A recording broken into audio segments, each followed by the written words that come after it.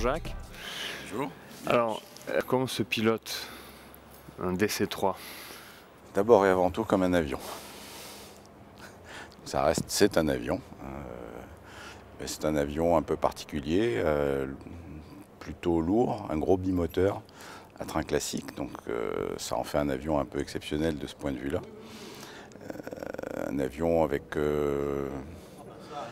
des ailerons qui sont lourds à manœuvrer, une profondeur qui est très sensible, donc pas très homogène.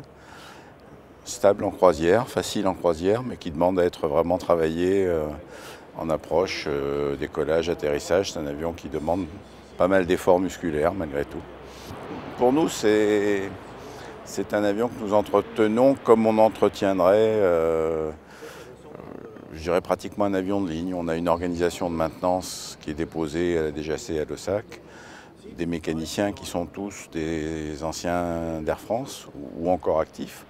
Donc des mécaniciens avions, et le travail qui est fait sur cet avion est un travail de professionnels. On a un système de gestion des travaux avec des dossiers, des travaux reportés, un système logistique. On s'approvisionne beaucoup aux États-Unis. On a un stock important également, donc un schéma assez classique. Mais tous les moments que nous passons avec cet avion sont malgré tout de grands moments. Là, ce qu'on vient de faire, faire du tour de piste en DC-3 à Montargis, c'est aussi un grand moment. On vole en VFR puisque l'avion est classé dans le registre de l'aviation de collection. Donc on n'a pas obtenu, on n'a pas la possibilité de voler en IFR avec. Ce qui fait que réglementairement nous sommes en VFR. Et on avait eu le projet il y a 3 ans ou 4 ans, je ne sais plus, de traverser l'Atlantique avec le DC-3. Projet qu'on avait monté avec Air France, qui avait bien avancé, qui n'a pas pu se réaliser, je dirais, dans les dernières semaines, beaucoup suite à des problèmes de coordination avec Delta, enfin bon, qu'importe. Donc ça, c'était un projet magnifique, puisqu'on devait démarrer par Montréal, passer par Atlanta, Los Angeles, San Francisco et terminer à Oshkosh. Donc ça aurait été quelque chose d'extraordinaire, mais bon, ça n'a pas pu se faire. L'année d'après, on a fait le Dakar, donc c'était bien aussi. Le vrai objectif à long terme, c'est de le faire voler le plus longtemps possible, en réunissant les conditions qui permettent de le faire voler. Ça veut dire d'abord de l'argent, ce qui est pas simple. C'est un avion qui est quand même coûteux, qui est une grosse machine, qui consomme beaucoup.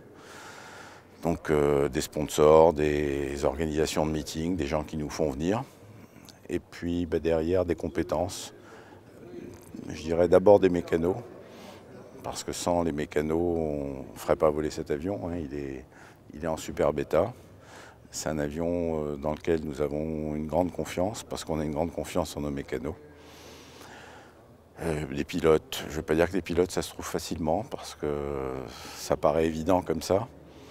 Mais c'est pas simple, parce qu'il faut des gens qui soient capables de voler sur des modes de vol un peu hybrides. C'est pas un avion de ligne, c'est pas un avion de club, c'est entre les deux. Il faut savoir faire du VFR à Orly, il faut savoir s'intégrer dans des dispositifs complexes, il faut faire beaucoup de choses. On fait du parachutage avec, on fait du vol en formation, on fait des meetings, on fait des vols de liaison.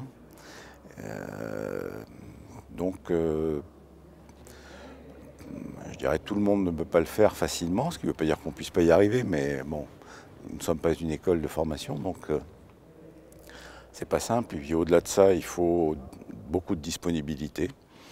Quand on a des missions de meeting ou autre, il faut être là 3 jours avant, ça se termine 1 jour ou 2 après. Et puis si on a des choses qui se déclenchent, il faut qu'on soit là. C'est une histoire d'équipe en fait. C'est une histoire d'équipe, complètement. Oui, et c'est important. Quelqu'un qui ne s'intégrerait pas à l'équipe n'aurait pas sa place, quel qu'il soit. Donc c'est un des facteurs importants, c'est la capacité à vivre ensemble, parce qu'on passe beaucoup de temps ensemble. Quand on part en meeting, on est plusieurs jours ensemble. Quand on est parti à Dakar, c'était 1 mois et demi ensemble. Donc il faut plus que se supporter, il faut savoir vivre ensemble. On a des gens qui nous aident, des contributeurs, aussi bien côté Air France que de la DGAC, qu'Aéroport de Paris, que d'autres. Aviation et pilote avec Emmanuel nous a aidés en son temps. Mais les gens qui sont autour de l'avion en permanence, c'est entre 10 et 15, quoi, pas plus.